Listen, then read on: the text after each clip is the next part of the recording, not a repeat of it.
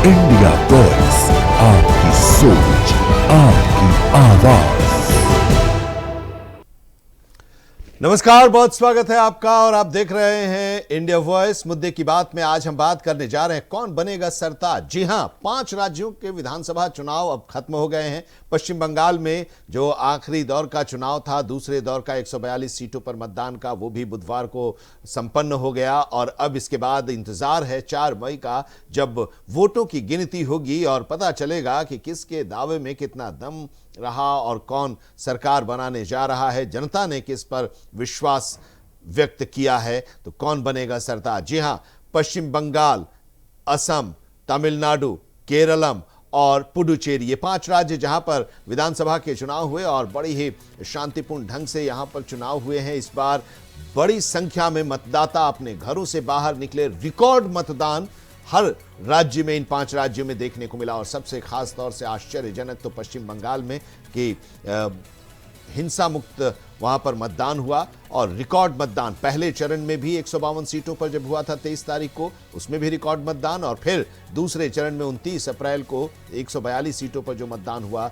उसमें भी रिकॉर्ड मतदान। यानी कि अगर एवरेज देखा जाए तो 92 से 93% मतदान इस बार पश्चिम बंगाल में हुआ है। तो ये जो मतदान हुआ है इसका मतलब क्या है और इसका आकलन भी अब किया जाने लगा है।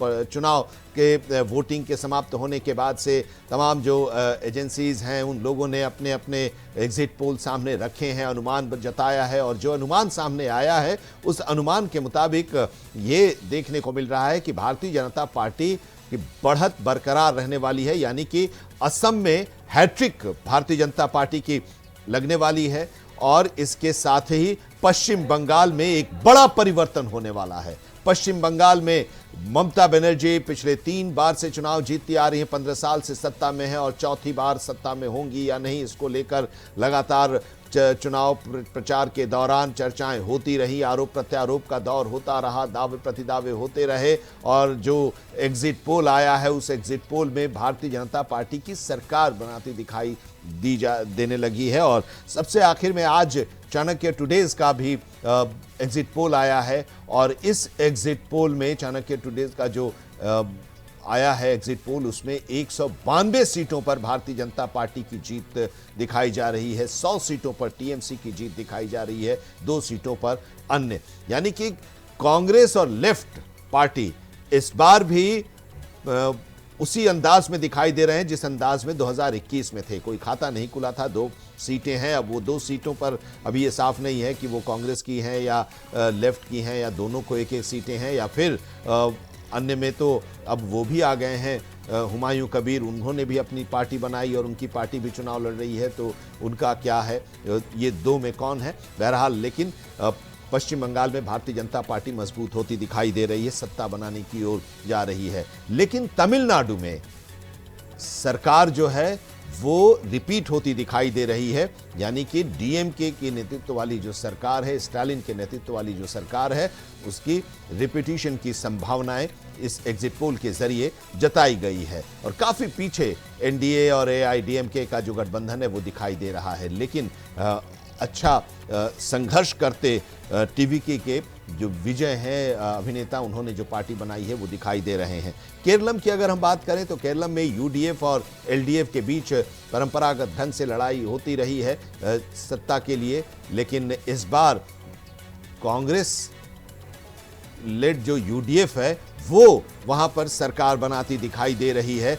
जो एग्जिट पोल के नतीजे सामने आए हैं, एग्जिट पोल ने जो अनुमान लगाया है उसके आधार पर वहां पर यूडीएफ सरकार बनाती दिखाई दे रही है। और उधर पुडुचेरी में फिर से वापसी भारतीय जनता पार्टी ये नेतृत्व वाले गठबंधन की दिखाई दे रही है। यानी कि 5 में से 3 राज्यों में एनडीए बीजेपी की सरकार बनती दिखाई दे रही है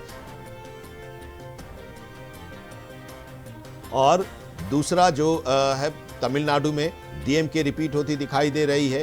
केरलम में कांग्रेस के लिए एक अच्छी खबर है कि कांग्रेस वहां पर मजबूत होती दिखाई दे रही है, सत्ता बनाने की ओर वो मजबूती के साथ आगे बढ़ती हुई दिखाई दे रही है। तो ये 5 राज्यों का एग्जिट पोल है। हालांकि अब एग्जिट पोल जो है वो अनुमान के आधार पर है, जो बातें पूछी जाती हैं उन सवालों के आधार पर ये जानकारी ली जाती है और ये एग्जिट पोल का नतीजा आता है। अब एग्जैक्ट पोल का तो इंतजार 4 मई को होगा, लेकिन वो एग्जैक्ट पोल क्या इसी एग्जिट पोल के ही इर्द गिर्द रहेगा? इसी एग्जिट पोल पर भी क्या एग्जिट पोल की मुहर लगेगी? ये एक बड़ा सवाल, और इसी को जरा हम समझने की कोशिश आज करेंगे अपने मेहमानों के साथ कि एग्जिट पोल ही एग्जैक्ट पोल होगा या ये एग्जिट पोल है, इस एग्जिट पोल से वो अपने आप को अलग बता रहे हैं। आज जो हमारे मेहमान हैं उनसे हम जरा जानेंगे समझेंगे, लेकिन उससे पहले जरा ये रिपोर्ट आप देखिए। ये रिपोर्ट है, ये एक एजेंसी है उसका है, और ये जो एजेंसी है एक्सिस माई इंडिया, उसने जो किया था बंगाल को किनारे किया था। बंगाल को लेकर अभी बातें हो रही थी, लेकिन बंगाल का जो चाणक्य टुडेज का आया है उसमें बीजेपी को बढ़त दिखाई दी है। 192 सीटें पश्चिम बंगाल में बीजेपी को दिखाया गया है जीतती हुए, और 100 सीटों पर टीएमसी, 2 पर अन्य। जरा ये रिपोर्ट देखिए एक्सिस माई इंडिया का क्या है आकलन, उसके बाद फिर चर्चा करेंगे। विधानसभा चुनाव की वोटिंग पूरी हो चुकी है। पश्चिम बंगाल में दूसरे चरण में 91.88% मतदान हुआ है, लेकिन अब राज्यों के एग्जिट पोल भी सामने आ रहे हैं। एग्जिट पोल बड़ा उलटफेर दिखा रहे हैं। पश्चिम बंगाल, असम, केरलम, पुडुचेरी और तमिलनाडु के एग्जिट पोल सामने आ गए हैं। एक्सिस माई इंडिया ने बंगाल को छोड़कर बाकी 4 राज्यों के एग्जिट पोल जारी कर दिए हैं। 294 सीटों वाले पश्चिम बंगाल में दोनों चरणों में बम्पर मतदान हुआ। एक्सिस माई इंडिया के प्रमुख प्रदीप गुप्ता ने कहा कि बंगाल पर उनका सर्वे बुधवार को जारी नहीं किया जाएगा क्योंकि सैंपल बहुत छोटा है। केवल 22% लोगों ने ही रिस्पॉन्ड किया है। करीब 60% तक रिस्पॉन्स होने तक वे इसे जारी नहीं करेंगे। उनकी टीम कल एक बार फिर लोगों के बीच जाएगी और गुरुवार को बंगाल का अनुमान जारी करेगी। बंगाल के अंदर जो पहले चरण का चुनाव हुआ, एक्सिस माई इंडिया की टीम ने, मैं खुद भी गया था, भरपूर कोशिश करने के बाद भी उसको हम साइलेंट तो नहीं कह सकते, लेकिन ये जरूर कह सकते हैं कि करीब 60% से 70% लोग बात ही करने तैयार नहीं है, यानी हाँ हूँ भी करने तैयार नहीं है। तो जिस हिसाब से आज की तारीख में बंगाल में माहौल है, भय का माहौल है, लोगों को डरता है किसी से भी कोई बात की जाए तो पता नहीं क्या मुसीबत आ जाएगी। तो वो हमने पहले चरण में देखा है, और दूसरे चरण के चुनाव जो हो रहे हैं, और उसके बाद फिर हम कोशिश करेंगे कि दूसरे चरण में भी फिर से एक बार कोशिश की जाए और पता करने की कोशिश की जाए। बंगाल की तो हमने चर्चा कर ही ली है कि इस बार लेफ्ट और कांग्रेस अलग चुनाव लड़ रहे हैं, जो पिछले बार से साथ में चुनाव लड़ते थे, और वहाँ पर अब जो कबीर आए हैं वो कितना वोट काट पाते हैं माइनॉरिटी का, मुसलमान का, उससे देखने वाली बात ये होगी कि उसके चलते बीजेपी को कितना फायदा होता है। और बीजेपी का जो पिछला परफॉर्मेंस था 77 सीटों का, अब वो क्या सरकार बना पाने में सफल हो पाएंगे, ये एक बहुत बड़ा सवाल है जिसकी हम जांच पड़ताल अभी करेंगे और कोशिश करेंगे अपने एग्जिट पोल के माध्यम से लाने। असम की बात करें तो 126 सीटों वाले असम में एक्सिस माई इंडिया के पोल में एनडीए को 88 से 100 सीटें मिलने का अनुमान है। वहीं कांग्रेस को 24 से 36 और अन्य के खाते में 0 से 3 सीटें जाने के आसार हैं। अगर एग्जिट पोल के अनुमान सही साबित होते हैं तो एनडीए इस बार असम में सबसे बड़ी जीत हासिल करने जा रही है। प्रदीप गुप्ता ने बताया कि कैसे जनता अभी भी हिमंत बिस्वा शर्मा के साथ है। तो असम में इस बार हुआ यह है कि जो प्रमुख 2 गठबंधन चुनाव लड़ रहे हैं उनमें काफ़ी फेरबदल हुआ है। कहने का मतलब एक है बीजेपी की लीडरशिप में जो है वो एनडीए अलायंस है, उसमें एजीपी साथ में है। तीसरी पार्टी बीपीएफ जो कि बोडोलैंड की पार्टी है, वो इस बार साथ में आई है। बोडोलैंड की करीब 15 सीटें होती हैं और 126 में से पहले वो यूपीपीएल वहाँ की जो प्रमुख पार्टी थी वो साथ में थी, अब वो अलग चुनाव लड़ रही है। और बीपीएफ जिनने कांग्रेस के साथ चुनाव लड़ा वो यहाँ पे और दूसरे तरफ AIUDF जो बदरुद्दीन अजमल की पार्टी है, उसने पिछली बार कांग्रेस के साथ चुनाव लड़ा था, वो इस बार भी अलग चुनाव लड़ रहे हैं। तो उस नज़रिए से असम में डिलिमिटेशन पहले ही हो चुका है इस चुनाव के, लोकसभा चुनाव के पहले। तो इस बार ये देखना होगा कि असेंबली इलेक्शन में उसका कितना असर होता है। और ये 2 बार की भाजपा की वर्तमान सरकार है और वहाँ के चर्चित और प्रचलित मुख्यमंत्री हैं हेमंत बिस्वा शर्मा, उनके ऊपर जनता अपना कितना भरोसा दिखाती है या नहीं दिखाती है, ये देखने वाली बात होगी। तीसरे राज्य तमिलनाडु की 234 सीटों में एक्सिस माई इंडिया के पोल में डीएमके गठबंधन को 92 से 110 सीटें आती दिख रही हैं। वहीं AIADMK 22 से 32 सीटें ला सकती है। वहीं एक्टर विजय की पार्टी TVK 98 से 120 सीटें लाकर सत्ता पर काबिज हो सकती है। इसके अलावा केरलम की 140 सीटों पर एक्सिस माई इंडिया के पोल के मुताबिक LDF 49 से 62 सीटों पर आ सकती है। वहीं UDF 78 से 90 सीटें ला सकती है। यहां बीजेपी महज 3 सीटें ही लाती हुई नजर आ रही है। पुडुचेरी की बात करें तो एक्सिस माई इंडिया के पोल के आंकड़ों के मुताबिक 30 सीटों वाले पुडुचेरी में बीजेपी 16 से 20 सीटें जीत सकती है, जबकि कांग्रेस 6 से 8 सीट जीत सकती है और अन्य के खाते में 3 से 7 सीटें आ सकती हैं। हालांकि ये सिर्फ पोल हैं, ये नतीजे कहीं से भी नहीं है, लेकिन अगर ये अनुमान सटीक साबित हुए तो 3 राज्यों में तो बीजेपी का परचम लहराता नजर आ रहा है। तब यही सवाल है कि सरताज कौन बनने जा रहा है। 5 राज्यों के चुनाव तो संपन्न हो गए और एग्जिट पोल आया है और उस एग्जिट पोल पर कितना यकीन किया जाए, जरा हम इसी को आज समझने की कोशिश करेंगे। और अभी एक्सिस माई इंडिया का जो सर्वे था एग्जिट पोल का, उसमें आपने देखा कि पश्चिम बंगाल को लेकर अभी वो क्लियर नहीं है। अब थर्सडे को, गुरुवार को वो एग्जिट पोल अपना जारी करेंगे, कुछ और सैंपल्स वो लेंगे। लेकिन इस बीच चाणक्य टुडेज ने अपना एग्जिट पोल का नतीजा जारी किया और उसमें भारतीय जनता पार्टी को, पश्चिम बंगाल का ही, बाकी सब जगह का तो उसका आ गया था, लेकिन पश्चिम बंगाल को रोक रखा था। पश्चिम बंगाल में 192 सीटें दी हैं भारतीय जनता पार्टी को, 100 सीट ममता बनर्जी की TMC को और 2 अन्य जिसमें हुमायूं कबीर भी हैं, लेफ्ट भी है, कांग्रेस भी है और जो इंडिपेंडेंट्स हैं वो भी हैं। अब किसको दो में से कौन लोग हैं ये तो भी नहीं, लेकिन पश्चिम बंगाल में भारतीय जनता पार्टी सरकार बनाती दिखाई दे रही है। चलिए इसी पर आज हम चर्चा करने जा रहे हैं। हमारे साथ फिलहाल 2 मेहमान जुड़े हुए हैं। हमारे साथ तापस पॉल जी जुड़े हुए हैं, भारतीय जनता पार्टी के वरिष्ठ नेता, और चुनाव के दौरान लगातार हम इनसे चर्चा कर रहे थे। तापस पॉल दावा भी कर रहे थे कि हम बड़ी जीत 2/3 बहुमत के साथ सरकार बनाने जा रहे हैं, और कल भी हम लोगों ने जब चर्चा की थी चुनाव के बाद, तो वोटिंग के बाद, तो वो बता रहे थे। बहुत स्वागत है आपका। और तापस जी, हेमंत गुप्ता जी भी हैं, राजनीतिक विश्लेषक हमारे साथ जुड़े हुए, और हेमंत जी भी इस चुनाव की तमाम बारीकियों को देखते हुए उनका भी जो दावा है या उनका जो आकलन है वो करीब करीब इसमें झलक रहा है। बाकी राज्यों की भी हम बात करेंगे। दादा, बहुत स्वागत है। अगर एग्जिट पोल के ही नतीजे को सही माने तो बधाई आपको, तो हम दे ही दें। जी बहुत बहुत धन्यवाद। आपको देना चाहिए। फिर 4 को फिर मिलेंगे। 4 आ रहे हैं। 4 को फिर मिलेंगे जी। 4 हम जीत रहे हैं, आपको बधाई। जी दादा। जी, प्रश्न किससे है?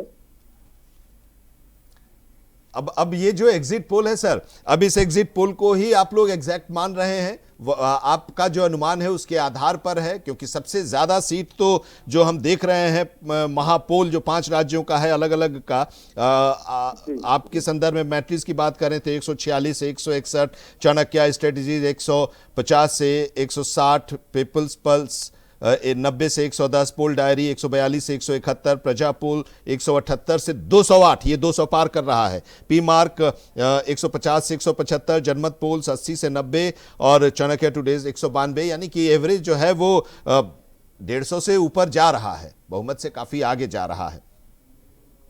जी जी जी, सबसे पहले तो देखिए आज भगवान नरसिंह जयंती है। नरसिंह जयंती की आपको बहुत बहुत शुभकामनाएं, और आज आयुष्मान भारत दिवस भी है, उसकी भी बहुत बहुत शुभकामनाएं। देखिए एक चीज है कि Bhajpa is going to form a government in West Bengal. Pashchim Bangal का जरा ग्राफिक्स दिखा दीजिएगा एग्जिट पोल का जो है वो। जी हाँ सर। हाँ देखिए, बीजेपी जो है वो वेस्ट बंगाल में, पुडुचेरी में और असम में अपनी सरकार बनाने जा रही है। एनडीए जो है वो तमिलनाडु में सरकार बनाएगी और केरला का मैक्सिमम चांसेस है कि वो इस बार हंग असेंबली आए, जैसा कि उसमें दिखा रहे हैं। उस पर थोड़ा सा मैं डिफर करूंगा अपनी चीजों को। और इलेक्शन के बाद ये ममता बनर्जी एंड अरविंद केजरीवाल ये तुरंत जो है राज्यसभा की तरफ भागने की कोशिश करेंगे, क्योंकि ये जो है इनको डर रहेगा कि गिरफ्तारी का।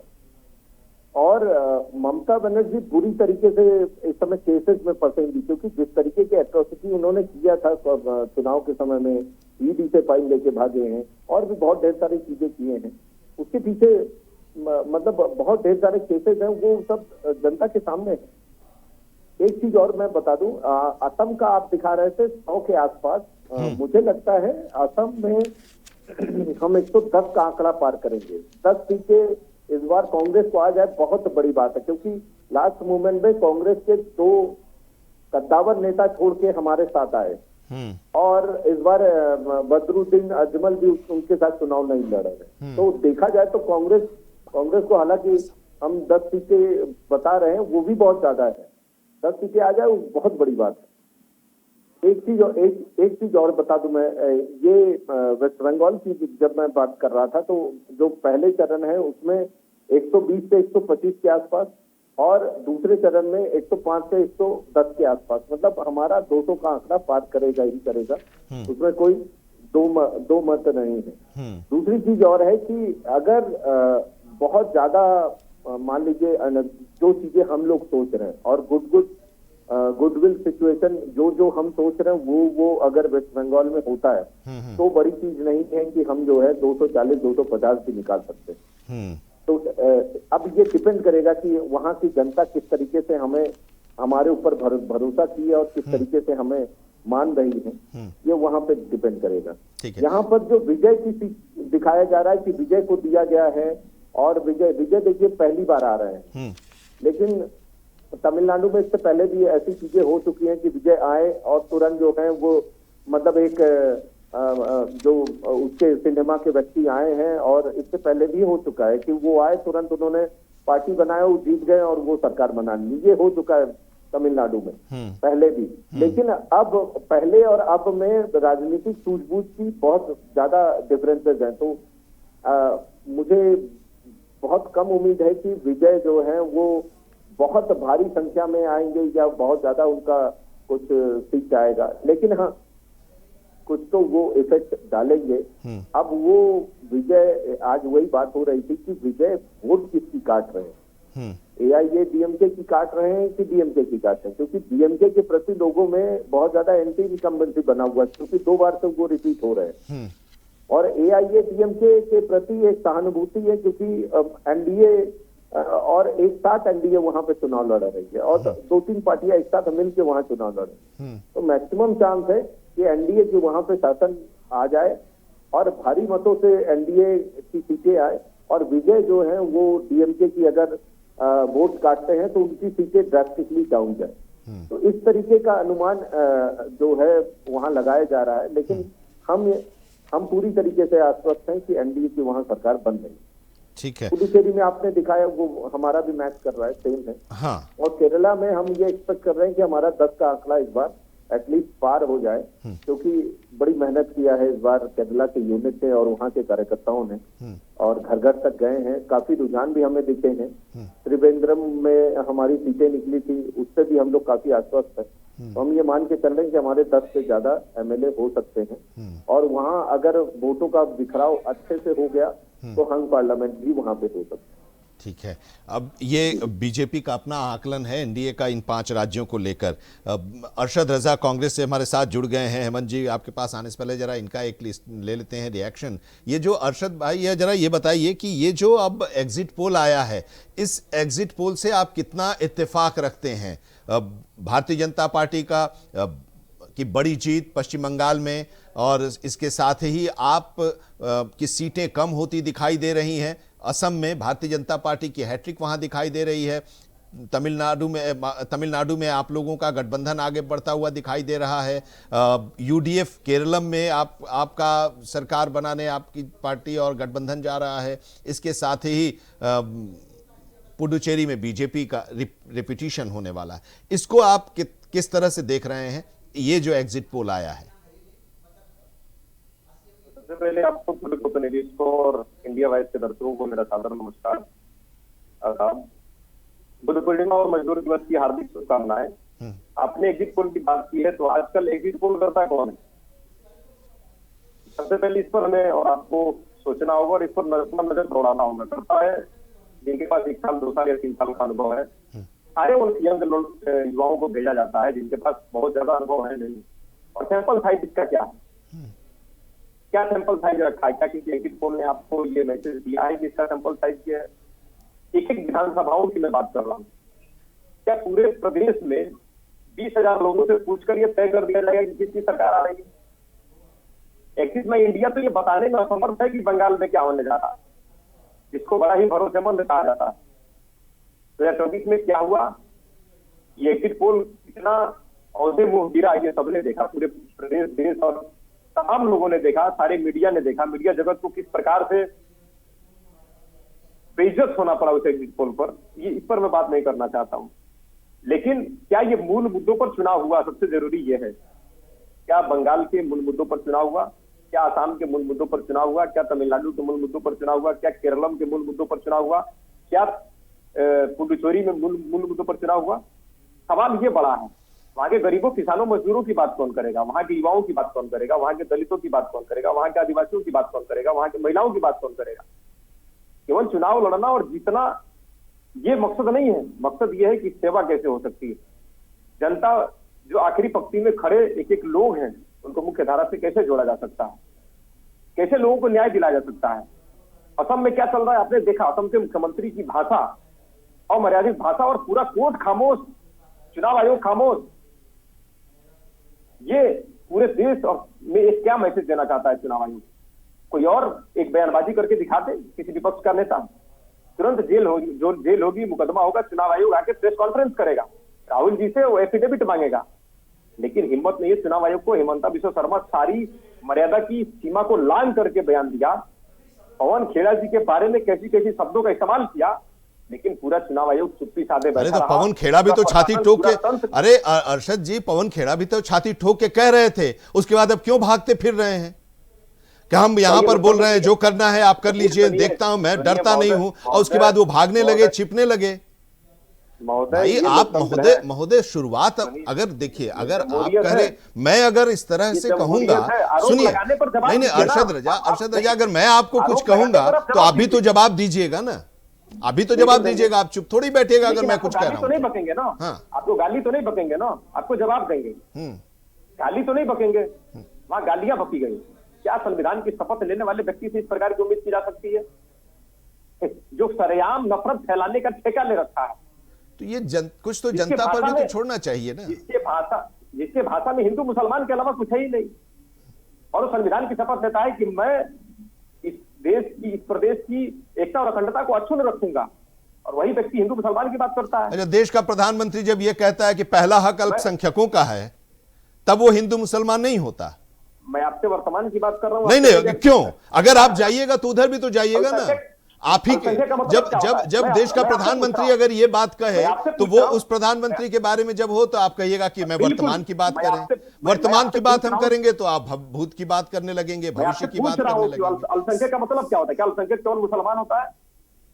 क्या उसमें सिख नहीं आता? क्या ईसाई नहीं आता? क्या बौद्ध नहीं आता? क्या पारसी नहीं आता? आजकल अल्पसंख्यक की परिभाषा तो मुसलमानों से ही हो गई है। क्या उस अल्पसंख्यक में सिख की भागीदारी है या नहीं? सरकार ने अगर कह दिया कि सिख समुदाय को मैं सामने लाना चाहता हूं, उनका पहला हक है, बौद्ध का पहला हक है, पारसी का पहला हक है, ईसाई का पहला हक है। नहीं, पहला हक जाति के आधार पर, धर्म के आधार पर तो कभी नहीं हो सकता, और हमारा संविधान इसकी इजाजत भी नहीं देता। धर्म जाति के आधार पर किसी को हक नहीं देता, हक नहीं देता संविधान। संविधान गरीबी को हक देता है कि सोशली बैकवर्ड जो लोग हैं उनको देता है। और उसमें अब ये जो सत्ता है, ये जो सत्ता है और जो आप कह रहे हैं उसमें अपने अपने हिसाब से उस सोशली बैकवर्ड को खींचा गया, बताया गया वोट के आधार पर। इसीलिए तो जाति जनगणना की मांग हो रही है। इसीलिए ये जाति जनगणना की मांग इसलिए नहीं हो रही है अरशद रजा, ईमानदारी से आप बोलिएगा, कि उनके विकास की बात हो, इसलिए कि उनके वोट, वो पॉकेट की पहचान हम कर लें और उस पॉकेट के जरिए हम राजनीति करें। ये इस प्रकार की पत्रकारिता से बाहर निकलना पड़ेगा। नहीं, आपको अपनी सोच से बाहर निकलना होगा अरशद रजा। हम आपको अपनी सोच से बाहर, यही सच्चाई है, यही सच्चाई है, और इस सच्चाई से आप भाग रहे हैं। इस सच्चाई को कहने की हिम्मत होनी चाहिए, इस सच्चाई को कहने की हिम्मत होनी चाहिए। हेमंत गुप्ता भी हमारे साथ हैं, जरा बताइए हेमंत जी जरा बताइए, सच्चाई है या नहीं? क्या ये चीज राजनीति के दायरे में, वोट बैंक के दायरे में करके पार्टियां नहीं देख रही हैं? मैं एक पार्टी का नाम नहीं ले रहा हूं। सवाल करके भाग गए आप, जवाब तो लीजिए। जवाब तो मैं आपसे पूछ रहा हूं, तो आप बताने लगे कि आप बताने लगे। सुनिए अरशद रजा, मैंने पूछा आपसे सवाल कि ये जो एग्जिट पोल आया है इस पर आपका क्या आकलन है? आप एग्जिट पोल के मायने, अरे एग्जिट पोल एग्जैक्ट पोल नहीं है, ये हम भी जानते हैं, आप भी जानते हैं। एग्जिट पोल फेल भी होता है, कभी कभी उसके आसपास भी दिखाई देता है। एक अनुमान है। आप जैसे कहते हैं कि हम दावा कर रहे हैं कि हम इतनी सीटें जीतेंगे, तो वो आपका एक अनुमान है। हो सकता है कि वो दावा सही भी हो जाए, हो सकता है कि वो दावा गलत भी हो जाए, तो वो एक अनुमान है, वो एक स्टैटिस्टिक्स है, उसके आधार पर ये दावा है। इसको कोई दावा को ये नहीं कहा था कि नहीं एग्जिट पोल जो है वही एग्जैक्ट पोल होगा और यही सच होगा। हम लोग उस पर चर्चा कर रहे हैं कि कुछ लोगों से जो बात होती है उन लोगों का अपनी सोच ले लीजिए, बड़ा शानदार जवाब है, ले लीजिए। आपने जातिगत जनगणना की बात करी और आपने इससे बड़ा ही मतलब होशियारी से कहा कि वो वोट बैंक की राजनीति है। नहीं महोदय, हाँ ये वोट बैंक की राजनीति है सर। सुनिए मेरी बात सुनिए। हाँ बोलिए। 90 अफसर काम करते हैं जो इस देश में किस शिक्षा के बजट में, दलितों के बजट में, अल्पसंख्यकों के बजट में, तमाम बजट का बंटवारा वो 90 अफसर करते हैं। आप मुझे बताइए कि उस 90 अफसर में क्या 85% हिस्सेदारी रखने वाले दलित, पिछड़े, अल्पसंख्यक समुदाय की कितने प्रतिशत भागीदारी है? कोई ये भागीदारी आप 2014 से देखने लगे, ये भागीदारी आप 2014 से देखने लगे। 2014 के पहले की भागीदारी आप नहीं बताएंगे। देखिए आप भी बहुत टैक्टफुली आप लोग जाते हैं। आप लोग आंकड़ा देते हैं कि कितने आईएएस ऑफिसर हैं, कितने डिप्लोमेट्स हैं, पिछड़े, दलित। वो डिप्लोमेट्स और वो पिछड़े 2014 के पहले कितने थे वो भी आप आंकड़ा दे देते कि 2004 से लेके 2014 के बीच में कितने थे। नहीं छोड़िए, क्यों आप बताइए। छोड़िए नहीं, कुछ छोड़िए नहीं, आप बताइए। देखिए अरे सुनिए, अगर ये जाति की राजनीति नहीं होती, अगर ये जाति की राजनीति नहीं होती तो 1952 से लेकर और 2026 में हम बात कर रहे हैं इसी की बात हम करते। आप क्या बात आप कर रहे हैं? आप क्या बात आप कर रहे हैं? अल्ट्रासाउंड कराएंगे या नहीं कराएंगे? आपको बुखार होगा तो ब्लड टेस्ट कराएंगे कि नहीं कराएंगे? मुझे जवाब दीजिए। अरे ब्लड टेस्ट हम नहीं ब्लड टेस्ट कराएंगे, ब्लद टेस्ट का ये मामला है। आप कितने कहां उठे वही तो मैं पूछ रहा हूं कि जो नीचे हैं जिस अंतिम पायदान की आप बात करते हैं अरशद रजा, या दूसरे लोग जो बात करते हैं, वो आज भी उसी अंतिम पायदान पर है, ये याद रखिए। प्रवक्ता नहीं है ना, आप सवाल के उसका जवाब लीजिए। नहीं प्रवक्ता आप सर्टिफिकेट मत दीजिए ना, आप सर्टिफिकेट मत दीजिए, आप सवाल का जवाब दीजिए। आप सवाल का जवाब नहीं दे रहे हैं, आप इधर उधर भाग रहे हैं ना। मैं तो वही तो कह रहा हूं, भाग नहीं रहा हूं। हाँ मैं आपके नब्ज को पकड़ रहा हूं, तो आपको मेरा नब्ज मत पकड़िए। आप अपने नब्ज को खोलिए और जवाब दीजिए। हाँ सुनिए, दूसरे का नब्ज तो आप पकड़ रहे हैं और दूसरे का नब्ज पकड़ते पकड़ते आप कहां पहुंच गए ये भी देखिए। आप अपने नब्ज को पकड़िए ना। मोदी जी को बैसाखी के सहारे लाके खड़ा कर दिए ना। अरे बैसाखी आप नहीं ना खड़ा हो पा रहे हैं, आप अपने को खड़ा कीजिए। अरे आप अपने को खड़ा कीजिए अरशद रजा भागिए मत। अरशद रजा ऐसे नहीं होता, आप अपने को खड़ा कीजिए। आप बैसाखी लेके भी खड़ा होने की स्थिति में नहीं है। सच्चाई ये है कि आप बैसाखी लेके भी खड़ा होने की स्थिति में नहीं है। पश्चिम बंगाल में आप शून्य पर चले गए और उसके बाद आप कहते हैं कि हम सरकार बनाने जा रहे हैं। इससे बड़ा आप पता नहीं आप लोग कहां सोच रहे हैं, क्या देख रहे हैं। हेमंत जी जरा ये बताइए, इस एग्जिट पोल को आप जरा एनालाइज कीजिए। हम कभी नहीं कह रहे हैं कि ये ना हमने एग्जिट पोल किया है, ये भी इंडिया वॉइस ने एग्जिट पोल नहीं किया है। जो अलग अलग एजेंसीज हैं उन लोगों ने जो एग्जिट पोल किया है, उस एग्जिट पोल का एक एवरेज जो निकला है, हम उसकी बात कर रहे हैं। और ये उस पर चर्चा होनी चाहिए। कोई जरूरी नहीं है कि वही एग्जैक्ट पोल आए, बदल भी जाता है, कई बार बदला है, यह भी सही है, कई बार बदला है। हो सकता है कि ये इस बार भी बदल जाए, हो सकता है किसी के आसपास ही रहे। लेकिन जरा ये बताइए, क्या इस जो एग्जिट पोल है, जो एजेंसीज जिन लोगों ने किया है, वो वही सोच जनता की, वोटर्स की उन इलाकों में, उन राज्यों में देखने को मिली है, उससे कुछ मिलता जुलता है, वहां तक पहुंच पा रहा है क्या? क्या ये समझ लेना चाहिए, एग्जिट पोल भी जनता की आवाज होती है। लोग नहीं जानते, नहीं समझते हैं। सारे जर्नलिस्ट इतने बेवकूफ नहीं है कि वो एग्जिट पोल में बैठ करके चर्चा करेंगे। अब एग्जिट पोल जो होता है मानने में होता है, आसपास होता है, ठीक है, लेकिन ऐसा भी नहीं कि एग्जिट पोल पे टोटल उलट हो जाती है। चुनाव भी कभी कभी एग्जैक्ट उलट हो जाती है। बंगाल में भी यही स्थिति देखने को मिलेगी। अभी मैं आपको मुद्दे की बात आई तो मैं मुद्दे के साथ आपको बताता हूँ बंगाल में इस बार उलट की स्थिति क्यों है, समझने की जरूरत है यहाँ पर कि आखिर बंगाल में ऐसा स्थिति क्यों आ रहा है। तो बंगाल में, पश्चिम बंगाल में क्या है, आप इसको भुला तो नहीं सकते, करप्शन और सिंडिकेट राज को। शिक्षा भर्ती घोटाला है, यहाँ कोयला घोटाला है, पशु तस्करी का मामला है, कई आपको प्लीज आप सुनिए, थोड़ा सा पेशेंस रखिए, 20 मिनट टोकिए। कटमनी का मामला है, सिंडिकेट राज है यहाँ पर। संदेश खाली में क्या हुआ, महिलाओं की छवि पर आया मामला, तो यहाँ पर आरजी वाला मामला भी आया। अब पिचमेंट पॉलिटिक्स चल रही है टीएमसी के साथ यहाँ पर बंगाल में, वो एक मामला आ गया। फिर यहाँ पर जो क्या बोलते हैं इसको, इलीगल इमिग्रेशन जो है, जिसको कहते हैं घुसपैठ वाला मामला, यहाँ पर एक बहुत बड़ा मामला बना। पॉलिटिकल वायलेंस जिसको कहते हैं कि नहीं, तालिबानी मानसिकता की यही एक वर्ष टीएमसी के लोग ही करेंगे यहाँ पर, तो ये वहां पर बंगाल में की जनता परिवर्तन लाने का ये बहुत बड़ा कारण बने। फिर उसके बाद केंद्र की वो जनाएं जो चलती थी टीएमसी में, उसको बाधा डाला जाता था, जैसे आयुष्मान भारत, पीएम आवास योजना, ये नहीं बनने दिया गया, तो ये एक बहुत बड़ा मामला था। भाजपा के द्वारा हिंदू संगठन को उठाया गया, भाजपा बूथ स्तर पर अपनी पकड़ मजबूत की, पिछले चुनाव से लेकर के हिंदू वोटों पर समीकरण को उन्होंने साधने की कोशिश की। इसका परिणाम क्या हुआ, इसका परिणाम ये हुआ कि आज जो एग्जिट पोल आप कह रहे हैं, मेरा तो मैं पिछले आपको 2-3 हफ्ते पहले बताया था कि बीजेपी 77 से 115 आएगी, लेकिन अब जो मेरा आकलन है, मैं आपको इसलिए भी बता रहा हूं कि मैं पूरे भारत की ओबीसी समुदाय का नेशनल लीगल हेड हूं लीगल वर्क के लिए। तो मैं जो ओबीसी समुदाय का जो रिजल्ट आया है मेरा, वो मैं बता रहा हूं कि भाजपा 180 क्रॉस कर रही है बंगाल इस बार बंगाल में, और टीएमसी 100-125 के आसपास में सिमट जाएगी।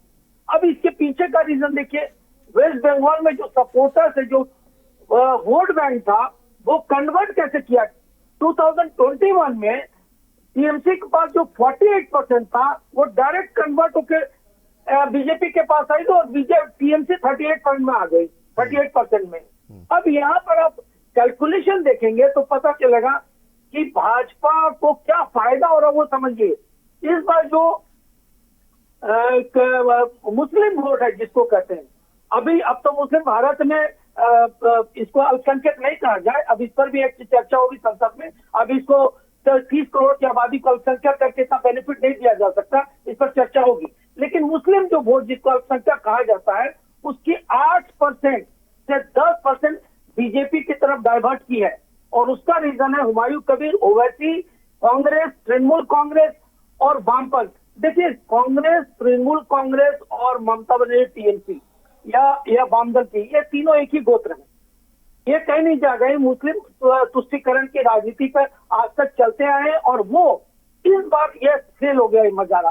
तो यहाँ जो एससी वोट था, शेड्यूल कास्ट का, वो 67%, ये देखिएगा कैलकुलेशन आपको मिलेगा 4 तारीख को, 67% बीजेपी की तरफ जा रहा है, टीएमसी को 22% जा रहा है, ओबीसी कम्युनिटी बीजेपी को 61% जा रहा है, वो टीएमसी को 27% जा रहा मात्र।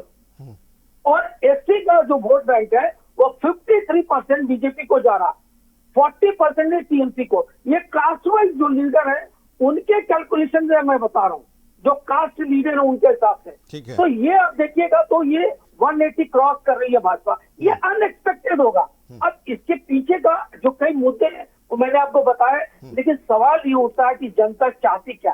तो जनता ये चाहती है कि भाई चेंज इसलिए आए कि जिन बातों को दबी जबान नहीं कह रहे थे उसको वोट बैंक के जरिए कहा, और वोट बैंक ये कह रहा है कि जो अनएक्सपेक्टेड रिकॉर्ड वोटिंग हुआ है वो रिकॉर्ड बता रहा है कि इस बार चेंजेस आएगी।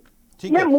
सुमित मेहरोत्रा भी टीएमसी के नेता हमारे साथ जुड़े हुए हैं और चुनाव के दौरान लगातार हम लोग चर्चा कर रहे थे और टीएमसी का बहुत मजबूती के साथ वो अपना पक्ष रखते रहे हैं। सुमित जी, एक एग्जिट पोल है, एग्जिट पोल 4 तारीख को आएगा, लेकिन उसमें आप लोगों को नुकसान होता दिखाई दे रहा है कि आप चौथी बार सत्ता में नहीं आ रहे हैं, भारतीय जनता पार्टी पहली बार सत्ता में आ रही है, बाकी जो हैं कांग्रेस, लेफ्ट और अदर्स जो हैं वो उसी अंदाज में हैं, उसी तरह से हैं, 2, 3, 4, 5 तक ही सिमट जा रहे हैं। ऑन एंड एवरेज जो है उनका 6-7 के आसपास है।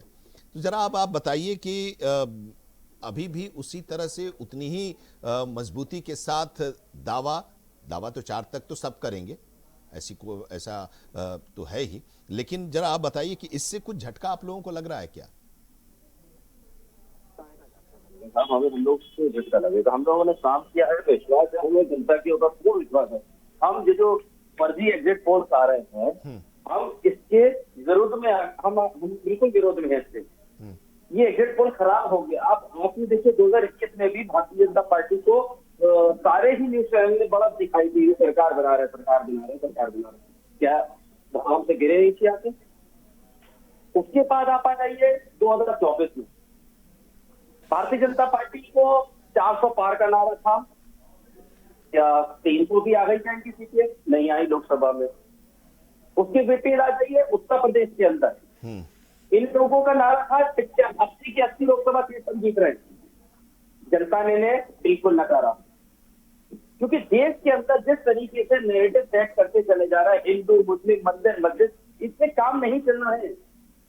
देश में विकास की ओर बात करिए, रोजगार की बात करिए। देश के प्रधानमंत्री जाते बड़ी बड़ी बातें करते हैं कि हम आईआईटी बना रहे हैं, ये एम्स खोल रहे हैं, कहीं कुछ नहीं है। जो आईआईटी एम्स है उन्हें बेचते चले जा रहे हैं, हर चीज को प्राइवेटाइजेशन करते चले जा रहे हैं। आप कहते हैं विपक्ष कमजोर है, विपक्ष कहां से कमजोर है? आपको मुंह तोड़ जवाब देने के लिए सक्षम है विपक्ष।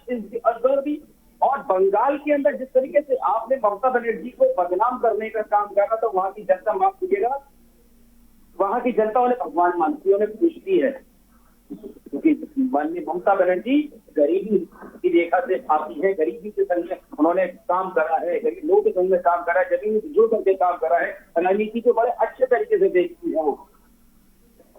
हमने कभी भी जनता से विरोध में जाके काम नहीं करा, चाहे सिंगूर की बात हो, चाहे कोई फैक्ट्री की बात हो। अगर जमीन किसी की अधिनियम होती है और अगर किसी का नुकसान हो रहा होता है, हम मना कर देते हैं, हमें जनता के हित के काम करने हैं। अब चाहे एसआईआर में जिन परिवारों के नाम कटे हैं, जिन परिवारों के नाम कट के लोग मर भी गए हैं, जिन लोगों ने आत्महत्या कर ली, उनके संग में खड़ा कौन था? भारतीय जनता पार्टी खड़ी थी, कांग्रेस खड़ी थी? मुझे बताइए। मैं पूछना चाहूंगा, भारतीय जनता पार्टी के प्रवक्ता भी यहाँ पे कुछ कह रहे थे। बंगाल में जिन लोगों के नाम कट गए, क्या भारतीय जनता पार्टी का एक भी कार्यकर्ता, एक भी विधायक, एक भी सांसद वहां पे खड़े होकर ये कहने को राजी था कि एसआईआर में चुनाव आयोग ने जिन लोगों के नाम काटे हैं वो गलत काटे हैं, हम आपके सामने खड़े हैं, आपसे जुड़वाएंगे? या बीएलओ, जितने बीएलओ ने आत्महत्या कर ली इनके दबाव में, उस परिवार तक से तो मिलने का टाइम नहीं था इनके पास। तो कई ऐसे वहां के मूल मुद्दे थे कि जो भारतीय जनता पार्टी ने दूर रही, केवल बदनाम करने का काम करा। अगर आपने 2 करोड़ नौकरियां देने का वादा करा होता, जनता आपसे कहती 2 करोड़ नौकरियां हमने देने का वादा करा था, कुछ नहीं हुआ। उसके बावजूद आप देखिए इन लोगों ने कितना बड़ा एक्सपोज हुआ। हुमायूं कबीर का और ओवैसी का जो 1000 करोड़ रुपए की डील करी थी इन लोगों ने हिंदू मुसलमान राइट कराने के लिए, मंदिर मस्जिद के लिए, वो भी जनता ने देखा, उसके विरोध में जाकर के जनता ने वोट करा है। और वही बड़ी बड़ी बातें करते हैं भारतीय जनता पार्टी के लोग बंगाल में। मैं कहना चाहूंगा 4 तारीख तक, 3 तारीख तक तो आप लोग जीत रहे होंगे सारे सर्वे में, आप जीत लीजिए, खुश हो लीजिए, क्योंकि चैनल की टीआरपी गिरनी नहीं चाहिए, बढ़नी चाहिए। और 4 तारीख है जनता की, अगर बंगाल की जनता के ऊपर, कि जनता ने हमारे हित में जो फैसला दिया है उसे हमें स्वीकार है और बहुत अच्छा ही फैसला दिया हमारे। तो जनता का जो भी फैसला होगा, चाहे जिसके पक्ष में, आपके पक्ष में हो या आपके विपक्ष में हो, तो आपको उसका फैसला मंजूर होगा उस स्थिति में भी? बिल्कुल होगा, क्यों नहीं मंजूर होगा हमें। पर हाँ, अभी भी ये लोग लगे हुए हैं जिस तरीके से ईवीएम के अंदर गड़बड़ी करने के लिए। अब देखिए, अभी यहीं पर आ गए ईवीएम की गड़बड़ी। अच्छा, ईवीएम की गड़बड़ी अगर करनी होती तो फिर वो तो 2021 में भी कर सकती थी बीजेपी। ये आप क्यों नहीं? क्योंकि उस समय भी सरकार थी उसकी। अगर बंगाल में ईवीएम की गड़बड़ी करनी होती तो वो उसी समय कर सकती थी ना। उस समय भी तो वो उसी तरह से चुनाव लड़ी थी। तपोजदा, जरा आप बताइए, ये कांग्रेस के लोग जो कह रहे हैं, टीएमसी के जो लोग कह रहे हैं, उनको, उनके वर्जन को आप सुन रहे हैं? जी जी, मैंने दोनों लोगों को सुना। देखिए, ईवीएम जो है 2021 में ठीक था, 2026 में खराब हो गया। तो इस तरीके की चीजें 4 तारीख को आएंगी और वो जो है छाती पीटेंगे, क्योंकि इनके पास और कुछ है नहीं करने के लिए। अच्छा, ये बार बार कह रहे थे कि ममता बनर्जी बहुत गरीब है। कहाँ से गरीब है आप बताइए? उनके जितने मंत्री हैं, आपने पार्था चटर्जी को क्यों नहीं टिकट दिया? देना चाहिए था बेहाला पश्चिम से। बेहाला पश्चिम में जिनको अभी उन्होंने टिकट दिया, उनका एफिडेविट उठा के देख लीजिए उनके पास कितने करोड़ रुपए है। भाई, एक लाइन पे जो है इतने ज्यादा कमर्शियल उनके पास प्रॉपर्टीज पड़े हुए हैं जिसमें कि उन्होंने इन्वेस्ट करके रखा। और वो पत्नी किसकी है? मैं रत्ना, जो इनके जो है रत्ना बनर्जी नाम है शायद उनका, तो वो जो है वो शोभन चटर्जी, रत्ना चटर्जी नाम है उनका, शोभन चटर्जी की वाइफ है, वो डिवोर्स दे रहे हैं उसको। तो इस तरीके से उन्होंने एफिडेविट में लिख के रखा है। कहाँ से गरीब है भाई? इनके जितने मंत्री हैं उनके घरों से कंटिन्यूअसली छापे पड़ रहे हैं और नगद बरामद हो रहे हैं। भाई, ईडी का काम है नगद बरामद करना, तुरंत नगद बरामद हो जाता है, ईडी का काम खत्म। और उसके बाद आप केस लड़ते रहिए कि ये किसका पैसा है, क्या है, वो तो बात की चीज है। नहीं तो ये कह रहे हैं ना कि आप लोगों ने एसआईआर जो कराया, एसआईआर की वजह से आप इतने उत्साहित दिखाई दे रहे हैं। हाँ, देखिए, एसआईआर में अभी बहुत मजेदार है। जिस दिन चुनाव खत्म होना था, प्रचार खत्म होना था, उसके एक दिन पहले ममता बनर्जी एक सार्वजनिक सभा में थी और वहां 1.5 घंटे तक उन्होंने भाषण दिया।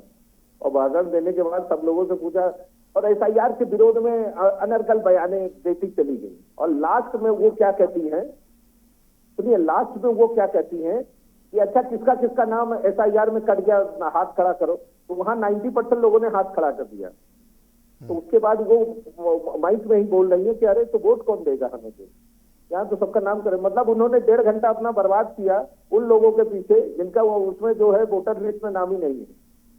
तो ये बड़ा न्यूज चैनलों में भी दिखाया जा रहा था कि किस तरीके से वो जो है, उनको समझ में नहीं आ रहा है वोटर कहाँ से ढूंढे और किसको जो है वो टारगेट करे और किनको सभाओं में करे। देखिए, एसआईआर से किसी को कोई दिक्कत नहीं है। कई लोग जो है वो वहां पे बोलते भी नजर आए कि यहाँ पर जो है एसआईआर हुआ और बहुत अच्छा हुआ है। और कम से कम इलेक्शन कमीशन ऑफ इंडिया का धन्यवाद करना चाहिए कि उन्होंने वोट का जो मूल्य है हर एक व्यक्ति के साथ जोड़ के उनको बताया। तो आवाज आ रही है जी, वो लाइन कट गया होगा किसी का। जी, तो अब जो है, अब कम से कम यहाँ पे जो लोग लाइन पे लगे हुए थे वोट डाल रहे थे वो बहुत खुश थे एसआईआर से। और उन्होंने ये कहा कि ये चीज होना चाहिए था, कम से कम इसकी जो है लोग आए हमारे पास, हमें बताए कि हाँ भाई इसका क्या मूल्य है। पहले क्या होता था, टीएमसी के लोग आते थे और कहते थे घर मत निकलना वोट डालने के लिए। लोग आज ये कह रहे हैं कम से कम इलेक्शन कमीशन ऑफ इंडिया आया और हमसे ये कहा कि आप जो है बहुत मूल्यवान है इस देश के लिए और आइए आप वोट करिए। तो आज हमें अपना मूल्य समझ में आया, क्योंकि अंबानी का एक वोट हो और एक ठेले वाले का वोट हो, दोनों का वोट सेम है, उसका मूल्य सेम है। और ये जो अधिकार है ये केवल भारत का संविधान देता है। ठीक है, बिल्कुल। और वो उसका इवैल्यूएशन जो हुआ है और लोगों के पास तक गए और सारे लोग यहाँ पे बेंगलोर से भी कई लोग गए हैं और सारे पूरे देश से जहां जहां लोग थे सब लोग वहां गए और अपना वोट कास्ट किए कि हमारा वोटर आईडी कार्ड पे हमारा नाम ना कटे। तो इसका महत्वपूर्ण ये कितना ज्यादा है उसकी वो तो कम से कम बताया ना उन्होंने। तो ये बहुत इम्पोर्टेंट चीज था, इसके लिए कोई जागृति नहीं थी पहले, और खुले तौर पे। और मैं कांग्रेस के लिए बता दूं, कांग्रेस पहले जिस समय बैलेट बॉक्स में वोटिंग होता था, इनका 45% तक वोट जाता था। उसके बाद जब फोटो पहचान पत्र बना, उसके बाद जो हाईएस्ट वोटिंग परसेंटेज उनका 30 गया, 30 से ऊपर कभी नहीं गया। और इस बार जब एपिक नंबर आया और एपिक से जब उसका मापदंड स्टार्ट हुआ तो इनका 14% चला गया। ये गठबंधन करने पे मजबूर हो गए। तो कांग्रेस हमेशा से जालसाजी करके जो है वो इस बार भी वो यही कह रही है कि भाई किसी तरीके से बैलेट बॉक्स से हो जाए पोलिंग, ये ईवीएम वगैरह बंद करो।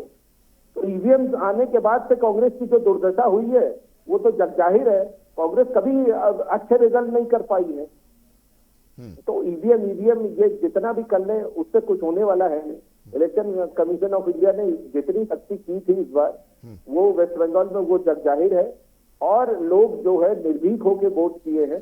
जितना भी वोट परसेंटेज बढ़ा है 20-30%, वो जो है भारतीय जनता पार्टी का वोट है, वो हम ऐसा मान के चल रहे हैं। इसीलिए हम ये भी कह रहे हैं कि हमारा वोट परसेंटेज 58% के आसपास पहुंचेगा। ठीक है अरशद रजा, अब इनका आप जवाब दीजिएगा। लेकिन एक चीज, जब आप सवाल उठाते हैं इस एग्जिट पोल्स पर, तो केरलम में और तमिलनाडु में आप लोगों की सरकार बनती वहां पर दिखाई गई है, क्या उसे भी हम खारिज कर दें, हम नहीं माने कि ये भी गलत है? वहां के जो 20% या 10%, 15% जो भी आप कह रहे हैं कि उनसे पूछकर ये बनाया जाता है, तो वो भी गलत है? स्पष्ट तौर पर बड़े सच्चे और ईमानदारी मन से आपको बताना चाहता हूं कि जिस भी प्रदेश में, इन 5 प्रदेश में एग्जिट पोल आया, मैं इसको नहीं मानता हूं। हमें और आपको 4 तारीख को इंतजार करना चाहिए। हाँ, वो तो हम कर ही रहे हैं, इसको हम एग्जैक्ट कभी नहीं कर रहे हैं। पहले हम ये क्लियर कर दें कि हमने नहीं कराया। अरशद जी, आप अन्य प्रवक्ताओं को बोलने दे रहे हैं। नहीं, मैं अपनी बात में वही एक सेकंड अरशद रजा, उसके बाद फिर आप जवाब दीजिए। हम ये क्लियर कर दे रहे हैं कि हमने नहीं कराया है, जो लोगों ने कराया, दूसरी एजेंसी, उनका एक एवरेज हमने दिया है।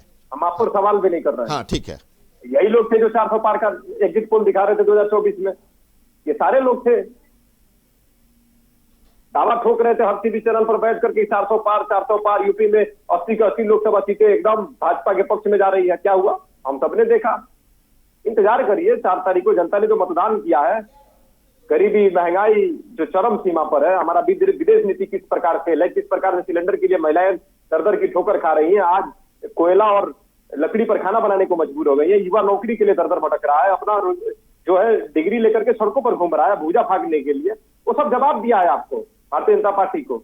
ये भूले नहीं सरकार। और दूसरी चीज मैं आपको ये बता रहा हूं कि चुनाव आयोग जो बंगाल में जो आया ना नोटिफिकेशन चुनाव आयोग का, और जो भारतीय जनता पार्टी के कार्यालय, भारतीय जनता पार्टी का जो मुहर उस पर आया, ये बताता है कि भारतीय जनता पार्टी और चुनाव आयोग का क्या संबंध है। ये जग जाहिर हो चुका है। नोटिफिकेशन का जो पेपर है वो चुनाव आयोग का है और मुहर लगता है उस पर भारतीय जनता पार्टी का। भारतीय जनता पार्टी के नेता ज्ञानेश कुमार को ये मांग करते हैं कि ज्ञानेश कुमार जी को दिया जाए भारत रत्न। इसलिए भारत रत्न दिया जाए भैया, ये सारे चुनाव को प्रभावित करने के लिए, सारे चुनाव में भारतीय जनता पार्टी के पक्ष में काम करने के लिए, इसके लिए दिया जाए तो भारत रत्न। हमें और आपको नोटिफिकेशन का पेपर भी देखना चाहिए, उस नोटिफिकेशन के पेपर पर किस पार्टी का मुहर लग करके आया, और पूरे देश ने देखा। लेकिन इस पर चुप्पी साध करके सारे लोग बैठे हैं।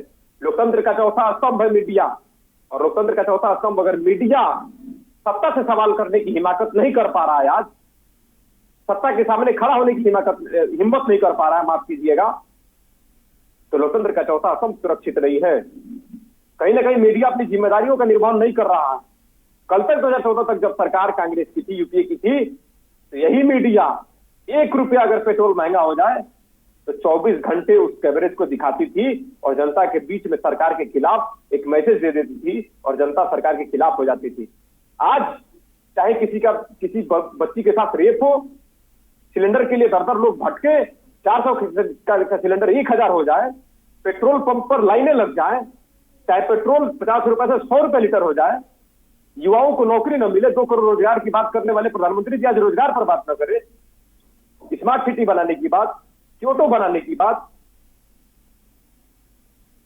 इन सारी बातों पर हवाई चप्पल पहनने वालों को हवाई जहाज की यात्रा कराने की बात जब ये पूरी नहीं होती है, किसानों की आय 2022 तक दोगुनी करने की बात पूरी नहीं होती है, तो आज मीडिया सवाल नहीं कर पाता है। अच्छा, कभी अरशद रजा, सोचने कभी का आप लोग अपने से सवाल पूछा जाना चाहिए, अरशद जी से कुछ पूछना चाहिए, सत्ता से पूछ रहे, मैं आपसे पूछ रहा हूँ। अरशद जी, एकदम ईमानदारी से बताइए कि अरशद जी मैं तो अभी आपसे बात कर रहा हूं। अरशद जी, कभी आप लोगों ने अपने बारे में सोचा है? अपने से सवाल आपने किया है? बिल्कुल अपने से सवाल किया है? कभी आपने ये सवाल किया खुद से अपने सवाल किया कि एक आप ही की सरकार का एक कैबिनेट का फैसला और एक सांसद उसको फाड़ कर फेंक दे रहा है? कभी आपने ये सवाल किया कि वो सही है या गलत है? उस पर आज आप अरशद रजा, आप उस पर आज अपनी राय दे ही दीजिए कि वो सही था या गलत था। ये लोकतंत्र की ताकत है, लोकतंत्र की ताकत। क्या बात आप कर रहे हैं अरे क्या अरशद रजा, क्या बात आप कर रहे हैं? ये लोकतंत्र की ताकत है, ये लोकतंत्र की ताकत है, इसको आप कह रहे हैं। मैंने एक बात कही कि क्या मीडिया सत्ता से सवाल पूछेगा? अरे मीडिया, मैंने तो वही कहा कि आप अपने पर कभी सवाल आप लोग क्यों नहीं करते?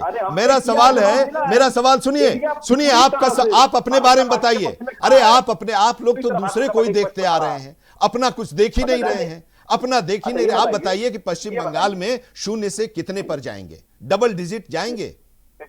ये बता दीजिए। आज हम लोग आकलन ही कर रहे हैं ना, आकलन कर रहे हैं। देखिए सुमित जी भी बता रहे हैं कि वो बहुमत से बहुत आगे जाएंगे। भारतीय जनता पार्टी भी बता रही है कि वो भी बहुमत से। आप बता दीजिए, आप बताइए। हम लोग आकलन कर रहे हैं, हम लोग आकलन कर रहे हैं। जितनी बातें आप कर रहे हैं ना, उस पर रोज चर्चाएं होती हैं। आप जरा ये बताइए कि आप लोगों का पश्चिम बंगाल में कितना है? क्या आपका अपना आकलन है? किया है आप लोगों ने या नहीं किया है? मैं आपको जवाब दे रहा हूं। हाँ, आपको जवाब, इसका जवाब आप दीजिए। जवाब ये है कि हम सरकार में आएंगे, 29 में अब ये तो नहीं है। हम 29 की बात नहीं कर रहे हैं। नहीं, हम 29 की बात नहीं कर रहे हैं अरशद रजा। हम 2000 अरशद जी हम 2029 की बात नहीं कर रहे हैं। हम 4 तारीख को जो फैसला आने वाला है पश्चिम बंगाल के 294 सीटों की, उसके बारे में बताइए, कितनी सीटें आप वहां पर जीत रहे हैं? हम जनता के बीच में गए। अरे जनता के बीच में तो सब गए। सुनिए मेरी बात सुनिए। हमने हिंदू मुसलमान नहीं की। अरे एक आकलन बताइए ना, छोड़िए क्या नहीं किया, क्या किया, कौन क्या किया। आप अपना आकलन बताइए कि कितनी सीटें आप लोग जीतने की। 5 प्रदेश में सत्ता में आ रहे हैं, सत्ता में आ रहे हैं। इससे तो छोड़िए, ये तो आप गजब कर रहे हैं। ऐसा छोड़िए, ये देखिए, ये हवाबाजी नहीं। हम आ रहे हैं सत्ता में, हवाबाजी नहीं, हवाबाजी नहीं। अरे एक नंबर बता दीजिए ना, एक नंबर बताइए ना। अरे आप सत्ता में आ रहे हैं तो इसका मतलब कि आप 148 सीटें जीतेंगे, ये बताइए, हाँ या ना? मेरी बात सुनिए। अरे मेरी बात नहीं है, मेरे सवाल का आप जवाब दीजिए। आपने मीडिया को समझा दिया, आपने कांग्रेस को समझा दिया, आपने टीएमसी को समझा दिया, आपने सारी बातों को, लोकतंत्र को बता दिया। जरा आप कांग्रेस के बारे में बता दीजिए कि कांग्रेस 294 में कितनी सीटें जीत रही है, उसका आकलन हुआ है या नहीं? हाँ या ना? कांग्रेस 5 प्रदेश में सत्ता में आ रही है, इसका गठबंधन सत्ता में आ रहा है। फिर वही किससे गठबंधन है? अरे किससे गठबंधन है आपका वहां पर? पश्चिम बंगाल में किससे गठबंधन है? केरला में किसके साथ है? अरे पश्चिम बंगाल की बात मैं कर रहा हूं, आप जा रहे हैं केरल। हम अकेले लड़ रहे हैं। हम पश्चिम बंगाल में, आप बताइए कि आप सरकार कितनी सीटें करिए ना, ये तो बेईमानी है। आप केवल बंगाल पर क्यों टिके हैं? आप 5 प्रदेश की बात करिए।